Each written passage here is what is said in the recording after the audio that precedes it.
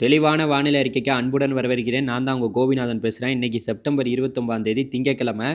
இன்று மழை எப்படியெல்லாம் இருக்குன்னு பார்த்தீங்கன்னா, சென்னை, திருவள்ளூர், தென்காசி, தேனி, திருநெல்வேலி, கன்னியாகுமரி, கோயமுத்தூர், நீலகிரி இந்த மாவட்டங்கள்ல ஒரு மிதமான மழை பெய்வதற்கான வாய்ப்பு இருக்கு. இன்னைக்கு செப்டம்பர் 29ஆம் தேதி. நாளையிலிருந்து தமிழ்நாட்டில மழைப்பொழிவு எப்படி இருக்கும்?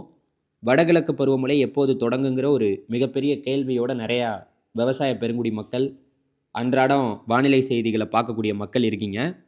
ரொம்ப முக்கியமான ஒரு விஷயத்த சொல்லிக்கிறேன். நம்மளுடைய வடக்கு வங்கக்கடல் பகுதியில உருவான ஒரு குறைந்த காற்றழுத்த தாழ்வு பகுதியானது தொடர்ந்து ஒடிசா வழியாக கரையை கடந்து இந்தியா ஊடாக பயணித்து மகாராஷ்டிரா, இப்போ பார்த்தீங்கன்னா, குஜராத்தில போய் ஒரு மிகப்பெரிய ஒரு மழை எச்சரிக்கையை குடுத்துட்டுருக்கு. பலத்த மழை எச்சரிக்கையை குஜராத்தில குடுத்துட்டுருக்கு. அது அங்க ஒரு புயலாக கூட மாற மாறிக்கிட்டு இருக்குன்னு நம்ம சொல்லலாம்.